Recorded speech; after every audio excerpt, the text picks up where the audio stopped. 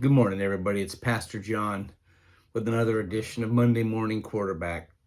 So yesterday we talked about really the one time in the book of Jonah where Jonah does the right thing. He has been trapped in the belly of the big fish for 3 days, and while he is there, the book of Jonah records that he said a prayer. And I'm not going to read the whole prayer for you. It's Jonah 2, verses 1 through 10, if you'd like to read it. It's very nice. But there's several things that jump out at me about this prayer. The first thing is that it feels kind of like a psalm salad. Jonah obviously is familiar with the Psalms because he's just borrowing different, bits from different Psalms throughout the book. And he's kind of incorporating them into this song of praise to God.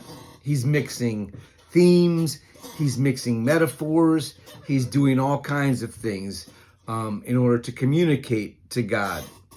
To communicate to God that God is worthy of praise and that Jonah trusts God as the source of his deliverance. Now here's the thing that I love about this prayer. This prayer, first of all, is rooted in his tradition. So Jonah is not making something up, okay? He's just giving prayers that come from the Psalms, the prayer book of his tradition. So Jonah is acting in a rooted way, which I think is always a good thing. And I think that's also something that we today in our society are sadly lacking, is roots.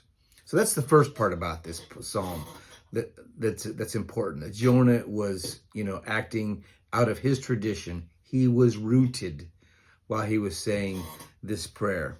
But the second thing that I wanted to communicate was what I really love about this prayer, what I find inspiring and as a good example for me and for us, is that notice during this prayer, the Jonah never says, God, get me out of this fish, send me here, do this.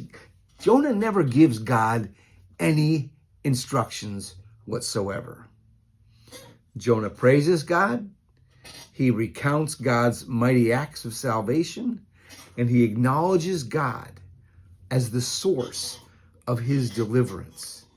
It's as if Jonah has done his running, he's done everything he can to get out, and he's failed miserably, and he finds himself stuck in the belly of this big fish, and he finally gets it. It's like,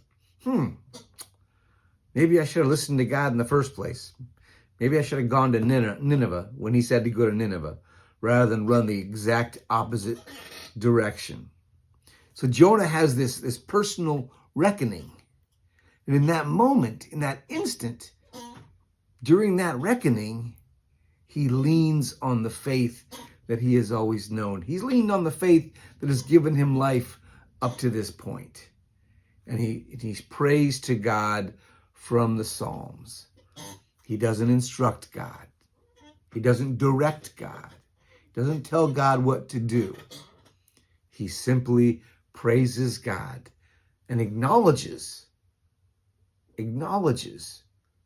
that he knows, he realizes that God is the source of his deliverance. And then after all that, verse 10, the book of Jonah says, then the Lord spoke to the fish, and it vomited Jonah out onto the dry land. The whale, the big fish, the big fish was the source of Jonah's deliverance. Now, God was the source of Jonah's deliverance, but God used the whale, the big fish, as the source of Jonah's deliverance. And Jonah finally gets it. Now, as we're going to see, he only gets it for a moment. But he does go to Nineveh as God had asked him to do, as God had called him to do. You see, we forget this about prayer.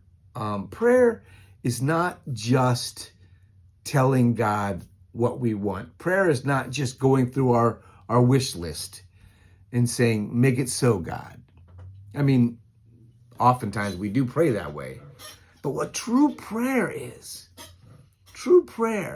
first of all, is rooted in our tradition, but it also recognizes the glory and grace and majesty and love of God, and also acknowledges God as the source of our deliverance, even when God uses means of that deliverance that we did not expect, like a really big fish. Prayer, acknowledging the greatness of God, acknowledging that God is in charge, and then letting it go. And that was all Jonah needed to do before he was spit out onto the dry land so he could continue his mission. That's a lesson for life. It's a lesson for all of us. Remember, the book of Jonah, to me, the theme that we're supposed to learn, or one of the things we're supposed to learn, is submission to God. Well, if we can learn that theme of submission to God, then perhaps